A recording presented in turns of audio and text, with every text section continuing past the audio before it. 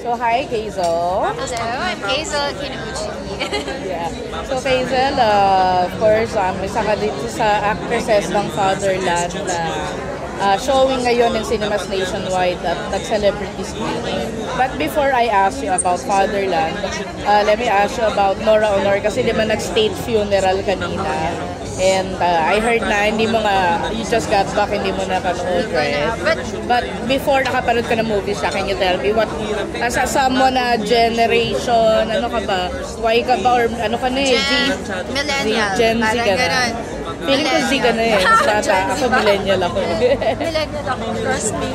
But anyway, well, when you say Nora Honor kasi, di ba? Pag sinabi mong actress, Nora Honor, she's one of the pillars of Philippine showbiz. She, if I can say, she's maybe one of the best actresses. Kaya, I mean, I'm not surprised if the whole country, not even just the country, all the Filipinos around the world were mourning for her loss. So yun kasi, diba, I just got back in the Philippines. So naabutan ko yung story na yun when I was in the States. So talagang yung impact niya talaga, parang mayroon pa akong isang may friend ako na parang please pray, please pray for me kasi sobrang affected niya. Sobrang hurt siya. Idol niya kasi talaga. But she's like your age, he or she's like your age? No, she's mga around 60s, 50s, 60s na rin. Parang ano na, parang nanayin mo na. Ganun. Yes, interesting. Katawa, no? Parang yung mga ganun. Talaga yung impact niya, you know na sa culture and sa ano. Surely touched many lives. Yeah. Up to this day, di ba? Yeah. So let's talk about Fatherland naman. What's your reaction nung napanood mo yung pelikula? Like, ano yung napulot mo? You know, it was surprising. I wasn't expecting it to be emotional. Kasi, I don't know, siguro pag father and son movie, it just hits me. Yeah. Parang ganyan, I think that's what hit me most. Pero syempre, aside from that, madami ka ring lessons na makikita. It mirrors what the current issues of the country is facing, diba? So, ayun, it's actually a good movie. Oo, I hope makapanood ng mga tao kasi I mean hindi kasi siya ganun ka-blown up. Siguro parang hindi siya masyadong na-promote, I would say. Pero sana alam mo mapanood ng mga tao kasi ang ganda ng story. Si Direk Joel Amangan, naka-work din ni Nora yun, di ba?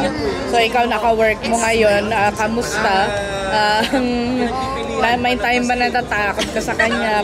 Parang oo. Actually, my first time working with him. My manager already gave me a heads up na you really have to memorize your lines. Well, dapat naman talaga that you have to memorize your lines, diba? Pero ito, hindi ka pwedeng magkamali. Hindi ka pwedeng mag-buckle. Or else, magsisigawan ka. Parang gano'n. So yun. Pero nasigawan na rin naman ako. Not just directly shouting at me, but sa monitor na, ano ba yan? Anong ginagawa niya? Pero just don't take it personally. And that's why he's good at what he does. Because he's disciplined, he's strict. So he wants things done the way it is. That's it. Ayan. So, kanina off-screen na pag-usapan natin yung new palabas mo sa GMA na like next month. So, can you tell us about that? Ano yung role mo?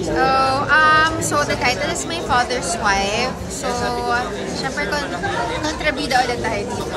Just like my previous show na kontrabida. But I think this is a bigger role for me, I would say. Also say more may drama pa din, pero ayun lang, magagaling yung mga kasama kong actors. So it's my first time also to be working with most of them.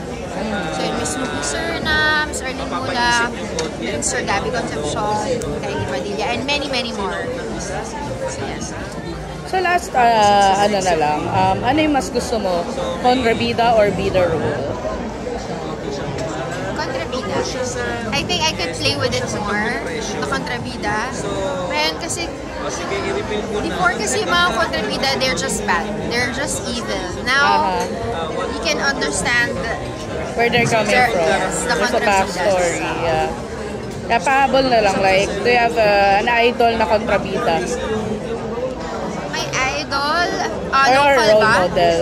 Local or... Pwedeng foreign if wala talaga. I like Meryl Streep. Parang, gusto ko yung, I don't know, siguro yun kasi last movie na napanood ko eh, The Devil Wears Prada. Yeah. Parang ganun na. Eh, syempre, Miss Sherry Hill.